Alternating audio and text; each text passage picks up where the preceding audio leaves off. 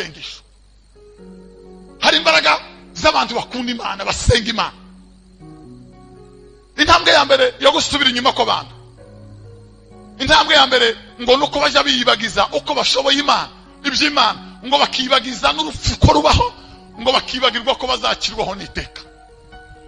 Iyo umuntu atangiye kwiyumvisa ko atagishoboye iby'Imana, akumva ko gutamba atakigushoboye, akumva ko gutarama atakigushoboye, akumva ko guha Imana icyubahiro atakibishoboye, akatangira kwiyibagiza ko urupfu ruhari, ntakunda n'icyo mwibutsa ko urupfu rubaho, akibagirwa ko azoshirwa no mu rubanza nyuma y'ibyo akora.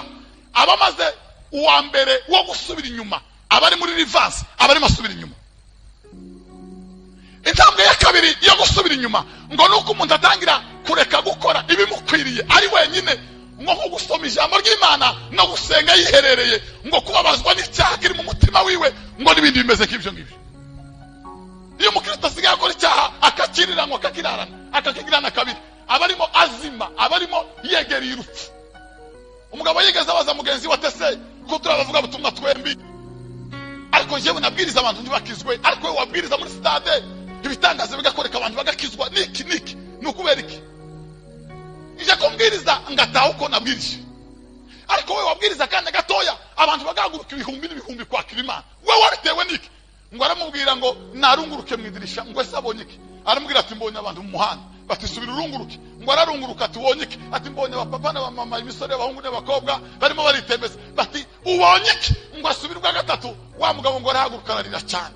Ngo aramubwira ngo ubona abantu bari mu muhanda, ukabona abantu basa n'abafite amahoro, ngo ndiho babwiriza ngo bakizwe. Jewe ngo simbabona ko bari mu muhanda, jewe ngo mbabona ko bagana y'urupfu baje kurimbuka. Igihe ngo utabona ko abantu muri kino gihe bagana y'urupfu, dushobora kubabwiriza ngo bakizwe. Igihe ureba abahungu, ukareba abakobwa, ukareba abatware, ukareba isi ya none, ukayibona ko idamara ifite amahoro, dushobora kwibwiriza ngo ikizwe. Intambwe ya gatatu yo gusubira inyuma ko bantu ngo nuko batangira kwitandukanya n'abakristo bakishijwe by'ukuri, agahindura inshuti. Nubona umuntu asigaye agenda uruhunge abana b'Imana, abari muri gatatu ko gusubira inyuma, abari muri gatatu ko gusubira inyuma. Bibiliya ivuga ngo hahirwa umuntu utagendera mu migambi y'ababi, ntiyicarane n'abanyabyaha. Amategeko y'Imana niyo azayibwira. Umukristo natangira kuba inshuti y'abapagani, uzotangira kumwibazaho, ushyiraho question, ageze hehe, yerekeye hehe? Uwizera n'utizera bahuriye he? Umuco n'umwijima bihuriye he? Umukristo n'umupagani bahuriye he? Intambwe ya gatatu ngo batangira kumva ibiganiro by'abakristo bibarambiye, akumva ntabashaka, tibagezweho, tibajanye n'igihe. Umugabo usoza cyakiruko cyo muzabukuru, Rikabarene yavuze musimo ngo atibutanduka kibuga cy'indege, ngo atibukana n'umupresident umwe baramwakira kuri tapi rouge, impundu ziravuga, ingoma ziravuga, baza kumutega banezerewe. Noneho rero iwe ngo abura n'umuntu wo mwakira gasakoshi, abura n'uwo muramutse. We nibi byawe abagukoreye nta recompense, uteye ute wamana we? Mana ngira mubwira ngo uriye yagezi wa wewe nturagera iwa, nawe ngo nugera iwa. Bwana sifiwe. Aba bagezi wabo wowe nugari wanyu bizaba bimeze bite? Niyo Paulo yavuze ngo mwishimwe no mugaye baza batekereza ko tutamenyekana, bakagira ngo ntabwo tuzwi, nyamara turiki ngo turi birangirire.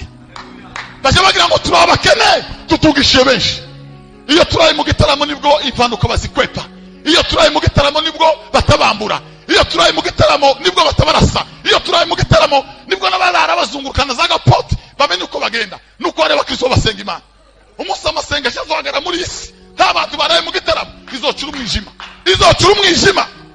Abiga grace y'abanyamasengesho, abacuruza ko ari abanyamasengesho, abubaka amazu bakaduza ibisagara nuko ari abanyamasengesho, abatsinda amatora barayatsinda ko ari abanyamasengesho,